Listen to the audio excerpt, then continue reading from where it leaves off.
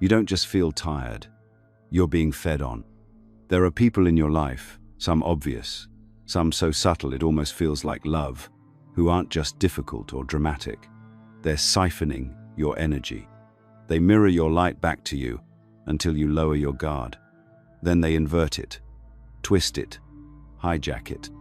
And before you realize it, you're questioning your instincts, doubting your worth, and feeling disconnected from everything you once knew to be true. This isn't just emotional damage, it's spiritual sabotage. Toxic people aren't just a bad vibe.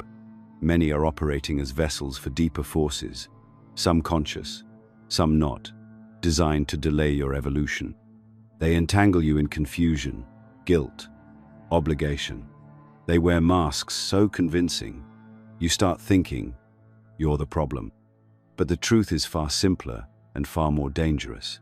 They feed off your energy because you haven't yet realized it's yours to protect.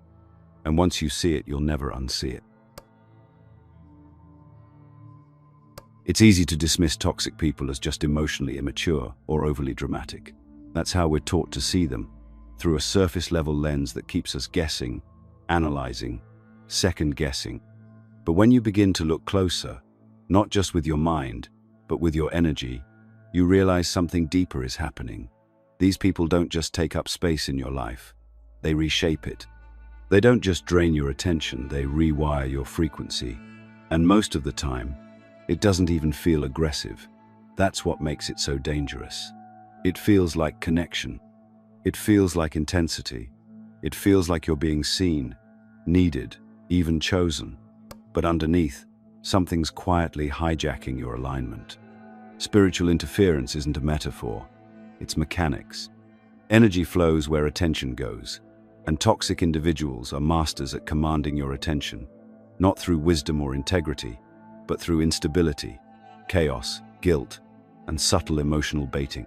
They keep you walking on eggshells, offering just enough warmth to confuse your gut and override your boundaries. And while you're busy trying to decode their mood swings or repair what they've broken, you don't notice the real damage happening underneath. Your focus is no longer on your path. Your inner compass? Scrambled. Your intuition? Muffled. Your purpose? Paused. This isn't accidental. These people, whether knowingly or unconsciously, serve as anchors.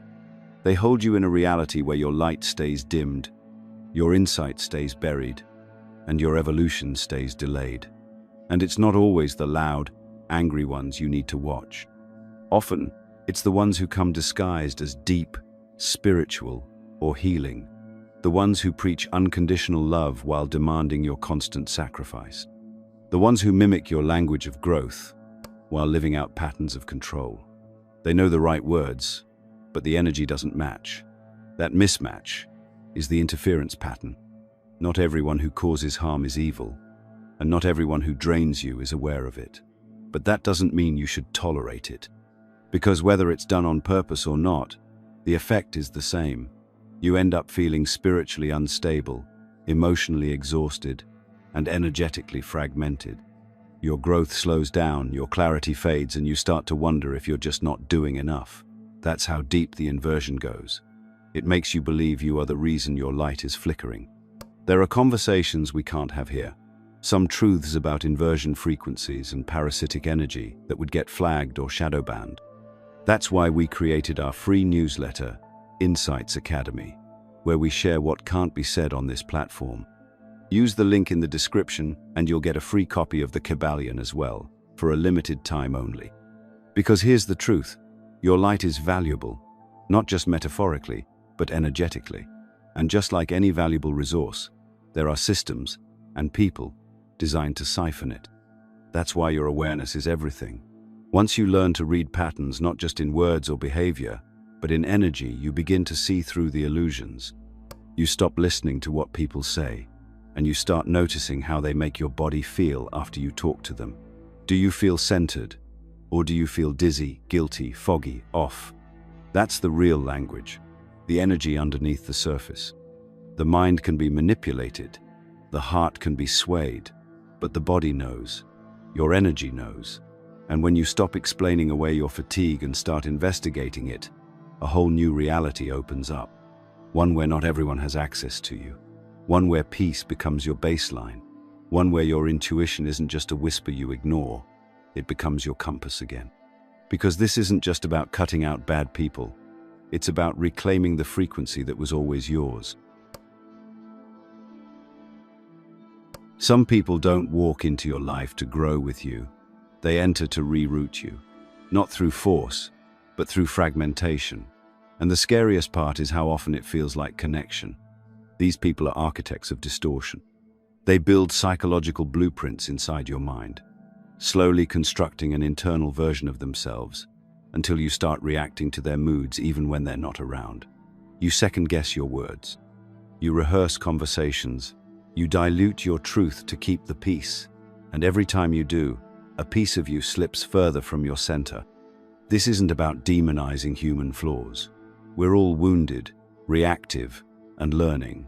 But energetic parasites don't just have wounds, they weaponize them. Their pain doesn't become a portal for healing. It becomes a tool for control. They thrive on ambiguity, using indirect communication, passive aggression, guilt-laced silence, and sudden shifts in energy to create a climate of uncertainty.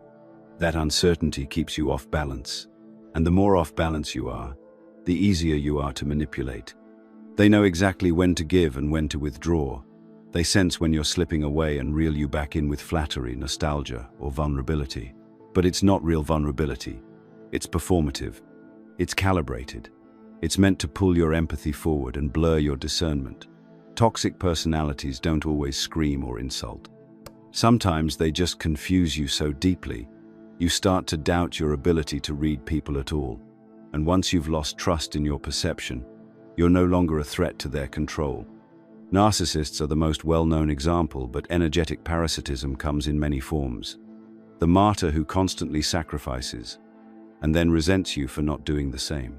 The charmer who says all the right things but never takes responsibility. The spiritual bypasser who uses love and light to suppress conflict and deflect accountability. These patterns aren't just annoying, they're invasive.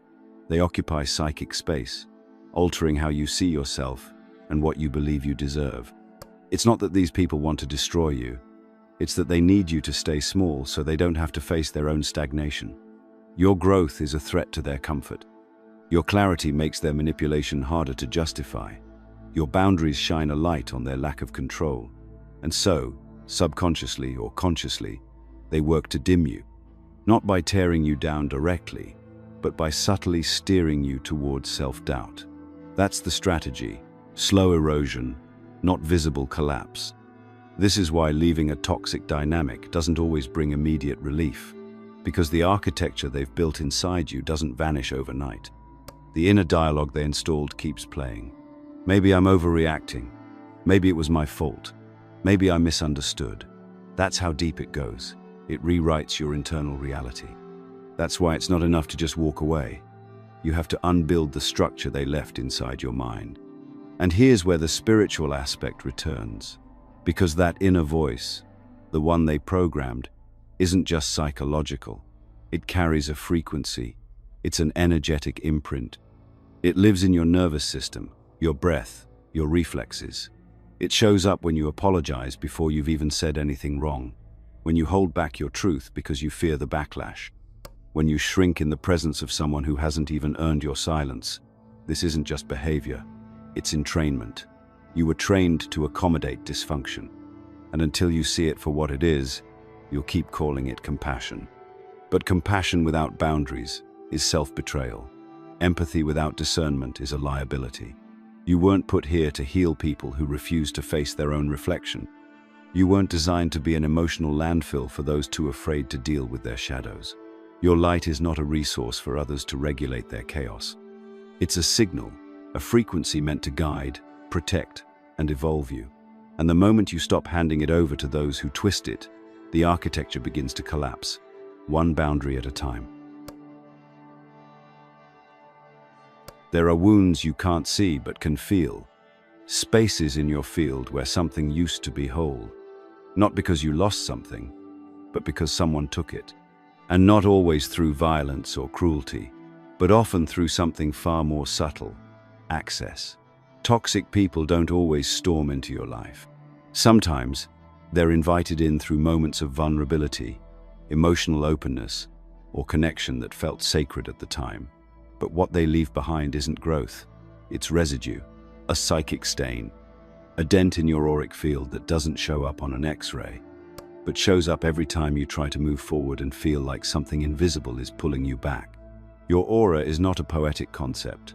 It's a living boundary, an energetic skin that protects your core frequency from external distortion. When someone speaks with you, touches you, pulls your attention repeatedly toward chaos or instability, they're not just taking time, they're creating small tears in that field. These tears don't always hurt in obvious ways. Sometimes they show up as fatigue you can't shake, indecision that wasn't there before, or an eerie fog that creeps in after you've been around them. You leave the conversation more drained than when you entered, but can't explain why. That's the giveaway. The residue with no reason. The heaviness with no name. These holes become entry points, not just for the person who made them, but for everything else operating through them. Unresolved energies, projections, even entities. If you're sensitive to that level of perception, you become porous. And in that porous state, you absorb what's not yours, carry what isn't meant for you, and start to mistake other people's emotions as your own. That's not sensitivity, it's spiritual leakage. And it's not your fault. Most people were never taught how to protect their energy. We were taught to be polite, agreeable, forgiving. We were taught that love means access, that kindness means tolerance, and that boundaries are barriers to connection. But the truth is this: without boundaries, your aura becomes a sponge. And the longer you stay in proximity to distortion, the more it feels like your own. You don't just empathize with someone, you start to internalize them. Their guilt becomes your guilt. Their shame, your shame. Their fear, your compass. And once you're inside that loop, spiritual stagnation is inevitable. You start forgetting who you were before you started absorbing. Your voice gets quieter. Your gut feelings become buried under layers of self-doubt and hyper-awareness. You become reactive instead of intuitive.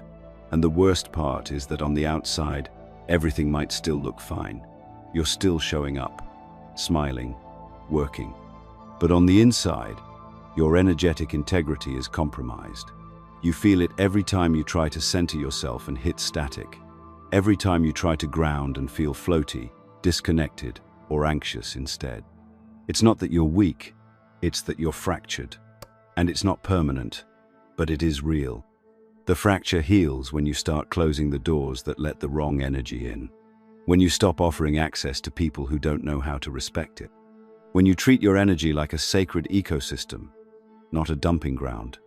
This isn't about becoming rigid or paranoid.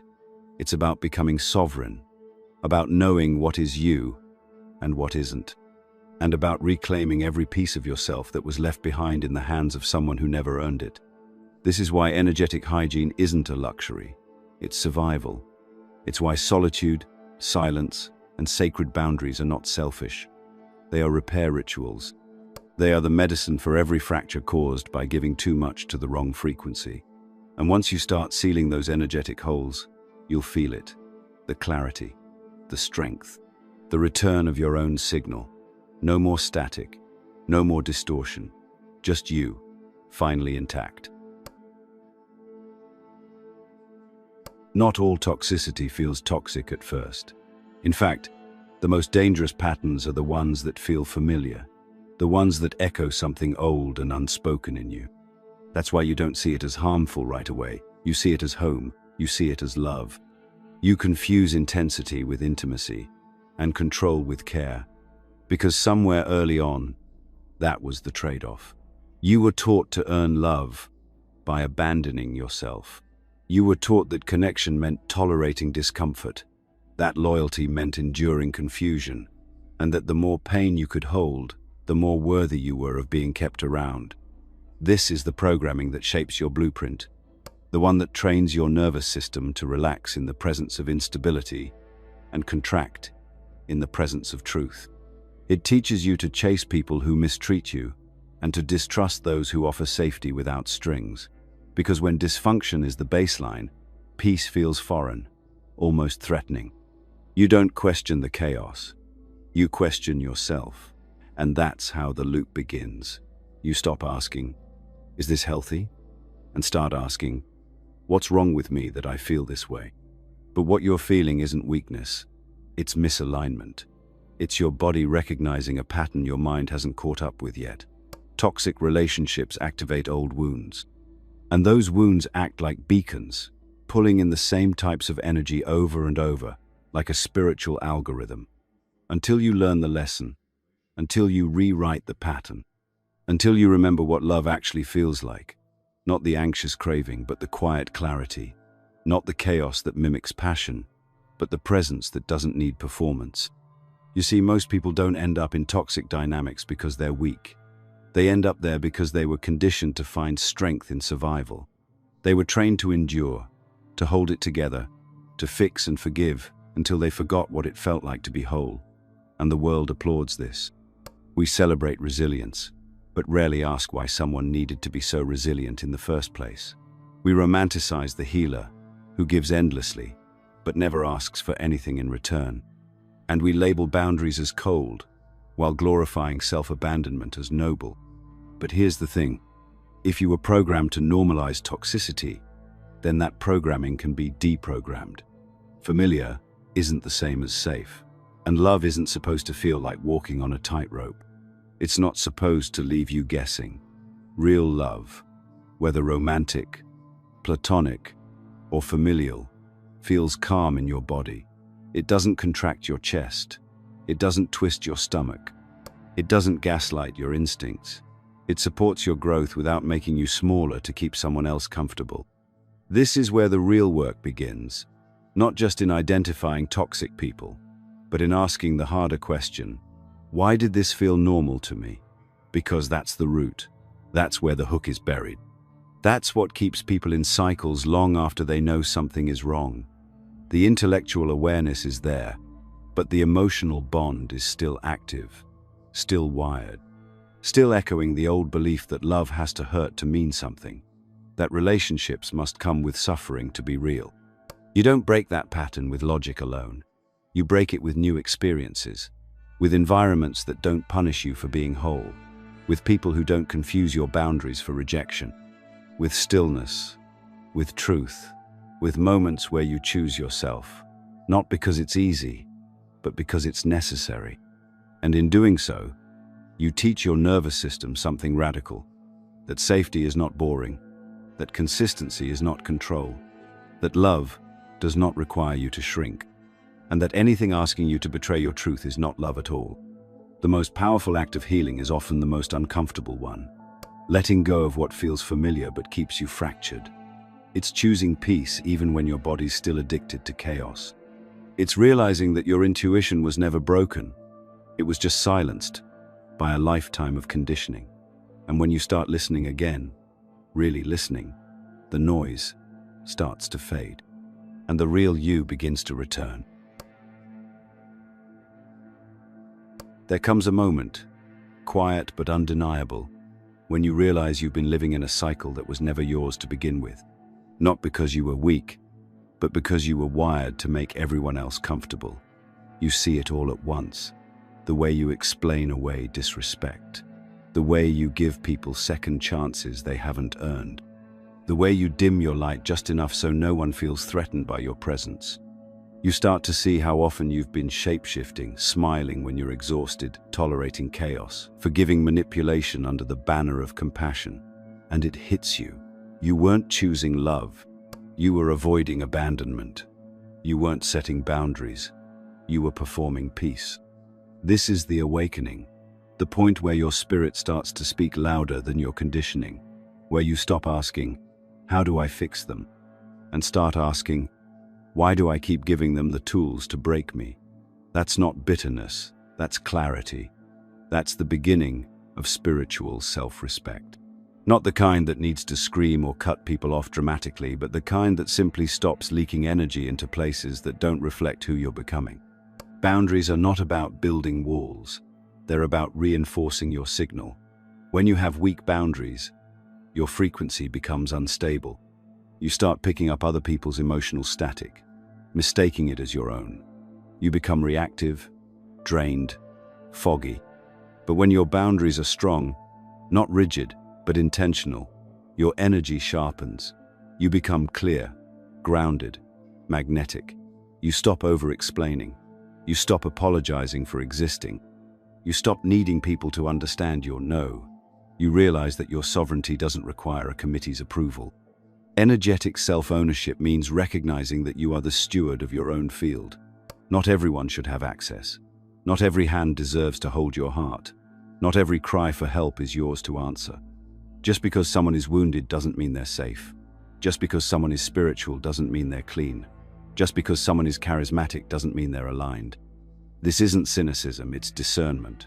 It's learning to tell the difference between resonance and manipulation, between presence and performance, between someone who sees you and someone who studies you to figure out how best to feed off your light. And once you start reclaiming your energy, the shifts are immediate. You'll notice who starts getting uncomfortable when you stop being so available. You'll see who respected your love only when it was convenient for them. You'll watch people fall away, not because you've changed, but because you've finally returned to yourself.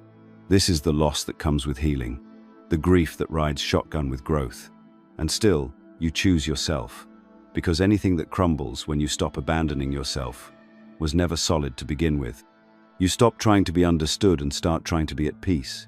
You stop asking for validation and start anchoring into your own knowing.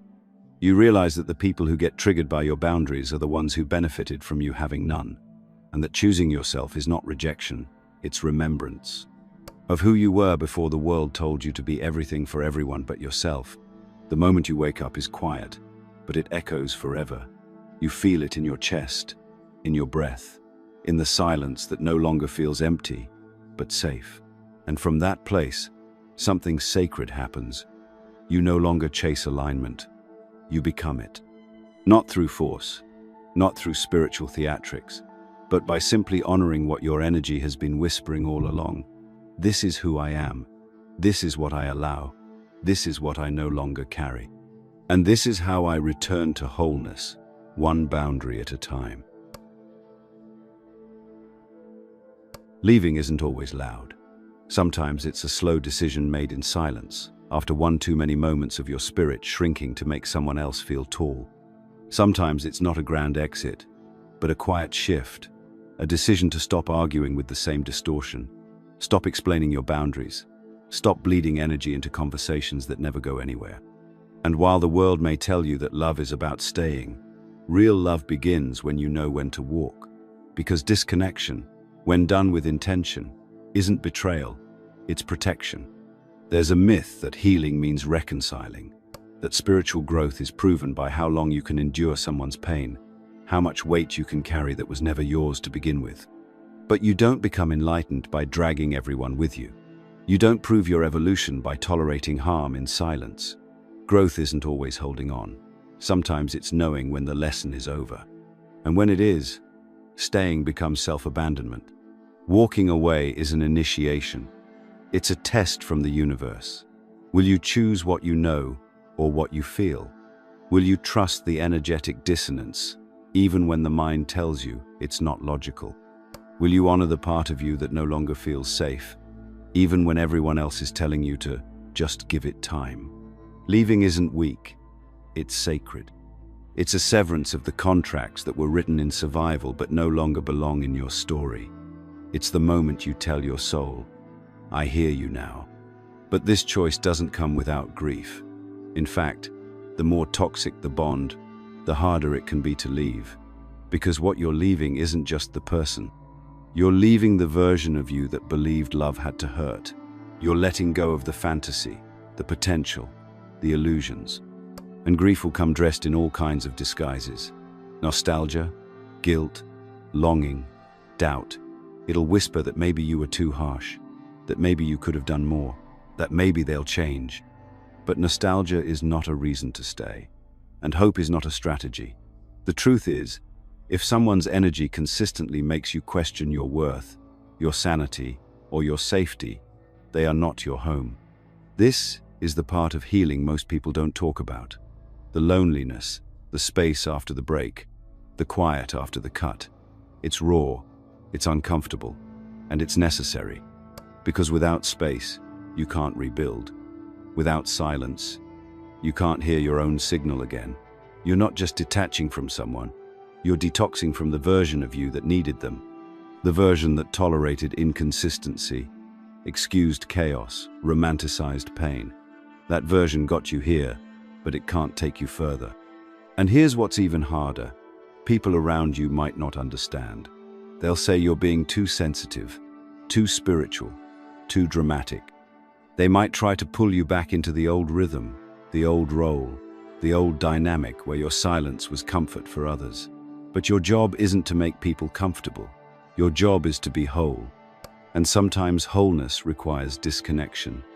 Not out of hate, not out of ego, but out of reverence for your own peace. Letting go doesn't mean you're bitter. It means you're brave enough to prioritize truth over comfort. It means you understand that healing isn't about dragging the past into the future. It's about releasing what no longer fits. It's about recognizing that some people came to teach you a lesson, not to walk beside you forever. And when the lesson is done, love lets go, with grace, with gratitude, with an open heart, but a closed door. Healing doesn't mean you become invincible. It means you become intentional. It means that after everything you've been through, the betrayal, the confusion, the slow erosion of your boundaries, you choose not to close, but to refine. You learn how to stay open without being exposed, present without being porous, kind without being used.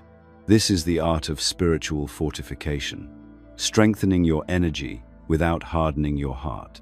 For a while, after disconnecting from toxic dynamics, you might feel raw, exposed, even paranoid. You start questioning every connection. You wonder if the next person will be just another lesson in disguise. And if you're not careful, you begin to build walls instead of boundaries. You become emotionally armored, spiritually cynical. But protection doesn't require you to numb yourself. It requires you to know yourself. Not everyone is out to drain you, but if you don't know your own energy intimately, you'll keep offering it to people who never earned the right to hold it. Spiritual hygiene isn't just about rituals, it's about rhythm. It's not about sage or crystals. Although those can help, it's about recognizing the energetic weight of your daily choices. The conversations you entertain, the media you consume, the environments you stay in too long. Every interaction leaves a trace, and every trace either strengthens or weakens your field. That's why awareness matters. Not paranoia, not fear, just presence. Just checking in with yourself often enough to notice when something starts to feel heavy, distorted, or draining. And the most powerful tool you have? Congruence. When your inner world matches your outer life, your energy becomes sharp, clean, clear. You stop sending mixed signals to the universe. You stop attracting confusion. Because when your values are no longer just concepts but embodied choices, the people who operate on distortion simply can't hold a charge around you. They either fall away or are revealed quickly. And that saves you time, energy, and pain. Fortification also means tending to the body. Because your spiritual sensitivity lives in your nervous system. The clearer your body, the sharper your intuition. Sleep isn't laziness, it's calibration. Silence isn't empty, it's integration. Movement, breath, stillness. These are all ways of closing energetic loops, of processing what you've carried unconsciously. You don't always need to figure things out mentally. Sometimes your body will do the healing if you just get out of its way. But don't forget the emotional layer. You can't just cut people off and call it healing. You have to confront what made you stay, what made you silent, what made you doubt your own knowing. That's where the real armor is built, not around your heart, but within your choices. When you choose truth over comfort, when you choose clarity over chemistry, when you stop mistaking intensity for intimacy, that's when you become fortified, not hardened. just sovereign. And no, this won't make you immune to pain. You'll still feel, you'll still grieve, but you'll move through those emotions without collapsing into them, without making them your identity. Because your foundation is no longer built on external validation. It's built on self-recognition, on knowing your worth without needing others to confirm it, on remembering that you are not here to be drained, tested, or proven. You're here to live, to grow, to evolve, and to protect that process like it's sacred, because it is. You'll start to notice something as you integrate this. Certain energies won't even approach you anymore. Invitations that once tempted you will now feel hollow. Conversations that once hooked you will feel beneath your frequency. This isn't arrogance. It's calibration. You've changed the station. You're no longer available for what drains you. Not because you're above it, but because you've outgrown the need to suffer in the name of connection. And when you protect your energy like this, you begin to attract people who don't need to feed off your light, because they've found their own. And those are the relationships that heal you further. Not because they complete you, but because they reflect back the wholeness you've reclaimed. You've probably felt it by now, that something deeper is going on, that the pull on your attention, your spirit, your clarity, it's not random. It's not just one toxic friend, or one manipulative partner, or one draining job. There's a pattern, a system, an architecture designed to fragment your focus, blur your intuition, and keep you so emotionally entangled that you never ask the deeper questions. This isn't just about healing from individuals. It's about waking up to a much larger war for your energy. Your energy isn't abstract. It's currency, and it's being targeted. Every day you're hit with subtle cues to give it away. Through overstimulation, forced empathy, manufactured urgency, guilt, tripped loyalty, and fear-based decisions. Toxic people are just one piece of it. The wider system mirrors their mechanics on a macro level. Distract, deplete, divide. The more fractured you are, the easier you are to control. The more reactive you are, the easier you are to manipulate. And the more emotionally exhausted you are, the less likely you are to rebel, reflect, or rise. Think about how much of your life you've spent apologizing for your boundaries. How often you've prioritized peace in the room over peace in your heart. How many times you've bitten your tongue just to avoid conflict, even when every cell in your body was screaming for truth. That's not just social conditioning. That's spiritual disarmament. Because when you abandon your inner voice for long enough, it goes quiet. And when it goes quiet, external voices get louder. Voices that don't want your liberation, only your compliance. And here's what they don't want you to realize. When you reclaim your energy, you become harder to control. You become unpredictable to those who thrive on your weakness. You start to see through the illusions, whether it's a manipulative partner, a manipulative employer, or a manipulative narrative being fed through your screen. You begin to question not just the people around you, but the environments you've been taught to trust. And that's dangerous to them. Because what happens when millions of people stop leaking energy, when they stop absorbing drama, stop fueling dysfunction, stop tying their worth to external validation? What happens when people start resting without guilt, creating without permission, and loving without condition? The system shakes. It loses grip. The machinery that runs on your fatigue begins to fail. This isn't paranoia. It's pattern recognition. And once you see it, you can't unsee it. You start to notice the way media teaches you who the hero is: obedient, attractive, self-sacrificing, and who the villain is: rebellious, disruptive, different. You realize how often you've been conditioned to distrust your own power, to fear your own voice, to soften your edges just to stay palatable to a world built on silence and conformity. But that world doesn't deserve your silence. It deserves your truth, your full signal, your refusal to keep playing small so others don't feel insecure around your expansion. And the more you honor your energy, the more you remind others of what they've been taught to forget: that they are powerful, that they are sovereign, that they are not here to be consumed by broken systems and people who refuse to grow. You don't win this war by fighting harder. You win it by no longer offering yourself as fuel. You win it by being unshakably you, in your light, in your boundaries, in your frequency. Because when you stop feeding what drains you, it dies. And when enough of us do that together, the illusion of power starts to fall. That's how the shift begins. Not in protest, but in presence. Not in noise, but in clarity. There comes a moment in this journey where you look around and realize you're not living in reaction anymore. You're not managing other people's emotions, cleaning up their messes, or sacrificing your peace just to keep a false sense of connection alive. You're not waiting to be chosen, saved, or understood. You've stopped chasing closure and started creating completion within yourself. And that's not a small shift, it's a revolution. Because for the first time, your energy is fully yours. This is the end of the pattern, the one that made you believe your worth was measured by how much pain you could carry without breaking. The one that taught you love was earned through suffering, and that strength meant silence. That old identity, the one built on survival, no longer fits who you're becoming. And you don't owe anyone an explanation for shedding it. Growth is not a group decision. Awakening doesn't come with a permission slip.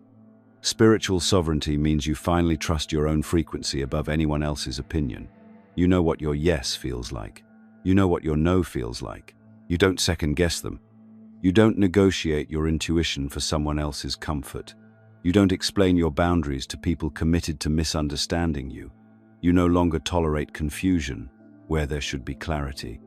And you no longer feel guilty for choosing peace over performance. This kind of clarity changes everything. You stop entering relationships from a place of need. You stop trying to fix, rescue, or prove. You realize that being deeply seen by someone else is beautiful, but not necessary for your wholeness. Your power doesn't come from being validated. It comes from being anchored in your own knowing. From walking into every room without hiding, apologizing, or shrinking. From standing in your own light without fear of who it offends. People may fall away. Some won't understand. Others will try to drag you back into the role you've outgrown. Let them. Your evolution is not a betrayal. It's a remembrance. And the ones meant to walk with you will feel your truth and rise to meet it. Not compete with it. Not control it. Not confuse it. But honor it. You start to feel it in your body, the calm that doesn't depend on external conditions, the quiet confidence that doesn't need to be loud, the strength that doesn't seek to dominate but refuses to be diminished. You become harder to manipulate because your worth is no longer up for negotiation, and you stop leaking energy because nothing outside of you holds the key to your center anymore. Your healing becomes a frequency, and that frequency calls in people, places, and experiences that reflect who you've become, not who you had to be to survive. You stop attracting lessons and start receiving mirrors. You stop getting tested and start getting aligned.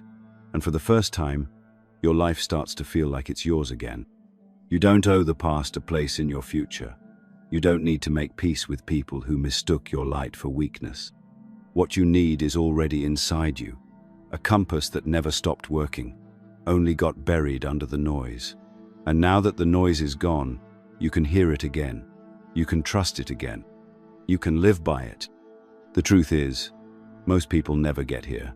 They get stuck in cycles, tied to roles, attached to comfort. But you made it. You saw the pattern, you felt the drain, and you chose something different.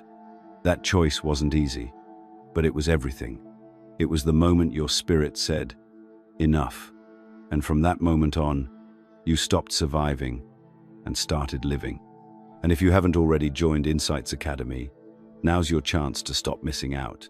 We go deeper in there, beyond what we can ever say on here.